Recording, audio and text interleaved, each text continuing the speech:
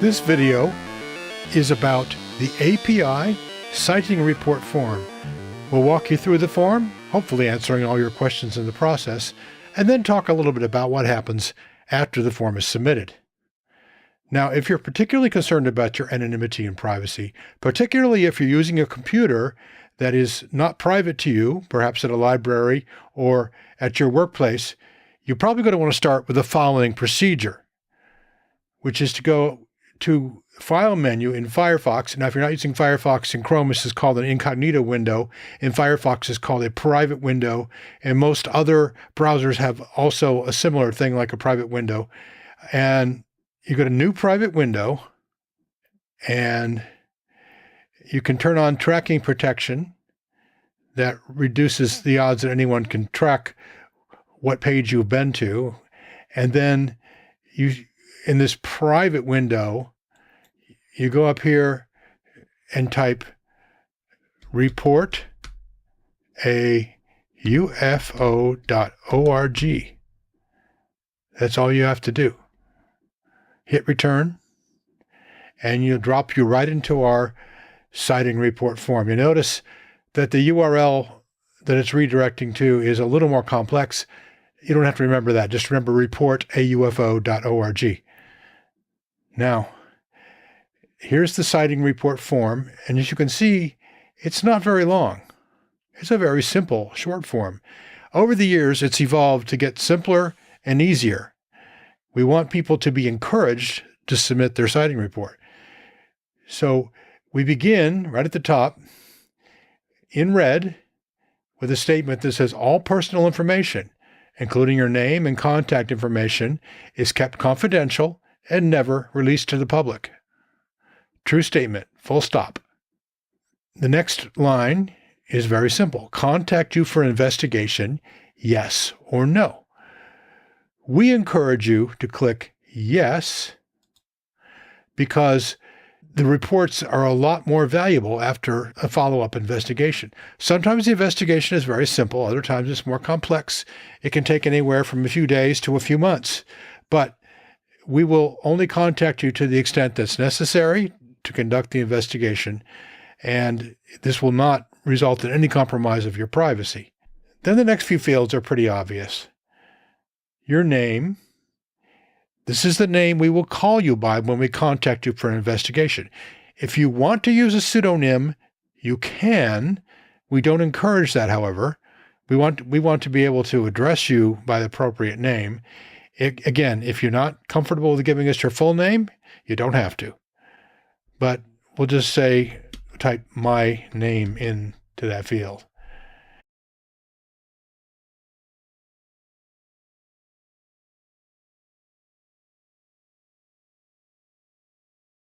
Then your email address. This is the primary means that we will use to contact you. So please enter a valid email address and check its validity. So my email, and for example, or whatever you want it to be, is it valid? No, it's not. So go back and clean it up. Please check it before you hit submit. Make sure it's correct. Your telephone number. Please put in your telephone number if you would rather have us contact you by telephone. If you prefer email, you can just leave this blank. Now we get into the details about the citing. As you can see, it's very, very simple and somewhat free form. And this is partly because of our concern about memory contamination. We don't want to suggest to you what it is you experienced or saw. We want you to tell us. But there are some basic things we need to know in every case. If we know the date of the citing, the more accurately we know that, the more thorough our investigation can be. Similarly, the time of the citing. Again, knowing the time of the citing will help us nail down and rule out possible alternative explanations. If you put in a time here, please let us know what time zone you're referring to. Eastern, Central, Mountain, Central European time, whatever time zone it is you have. If you don't think we'll not recognize the time zone name, just put in UTC plus whatever, how many hours you're at, or minus in the case of the Western Hemisphere. How long did the event last? Just give us your best estimate. Was it 10 seconds? 10 hours? Just give us your best estimate. Location UFO sighted. Now, here's something that might be a little complex. We would like to at least know the locale, that is the city, if you're in the United States, the state, or the province in Canada, or the county in some other countries, and nail it down as tightly as you can. Now, if this location is your residence or your place of work or some other place that you do not want revealed, let us know that in the details section, and we will not put it into our final report. GPS location is a little trickier. We'll have a video later to show you how to find the exact location of any place that you can find on a map, but we're not going to go into that now. If you do know the GPS location, either from your cameras or your phone's GPS, or you had a GPS receiver, or you can find it on a map using a program like Google Earth, then by all means put the GPS location in. And then if that location is a location you do not want revealed to the public, please let us know. If we do a follow-up investigation, we'll certainly ask you that. Shape of the object, if known. You don't always know the shape. If it's a point source of light in the sky, you may not know its shape. It's okay to simply type in there unknown. But if you have a clear idea of the shape, type the shape. I'm not going to type in anything in that field because I don't want to suggest anything to you. If you have a shape in mind, please put it in there. Then finally, the most important field is the details about the sighting. And as you can see, you can stretch this field out, make it wider. You can also make it taller. And you can type away. Now, you've already told us the date and the time and the location. You don't have to repeat that. But there are some key things we'd like to know. However, the most important thing is just a brief description of what you remember. And we will follow up with you in the investigation and fill in anything else that's missing. So just put down here what you remember. Take your time, take a few minutes to put things in the sequence that they occurred, and we will work with that to help us to determine how to conduct our initial investigation. Now, down here, just below that field, there's a little button that says Browse. If you click on Browse, it will bring up a file selection dialog box,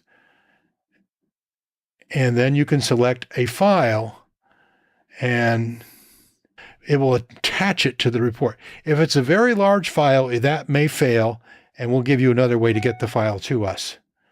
Now, down below here, we give you a little more information, and after you click Send, we want you to understand that we have a non-exclusive right to use the information you gave us in perpetuity.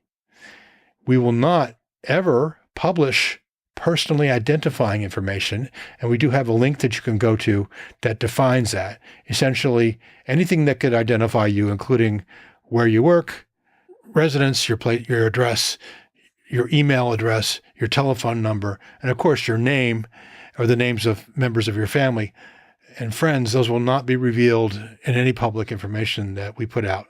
Now, we do put a lot of stuff out on this website, and we do put out a lot of stuff on our podcasts and our videos, but all of it is cleaned of information that could personally identify any witness.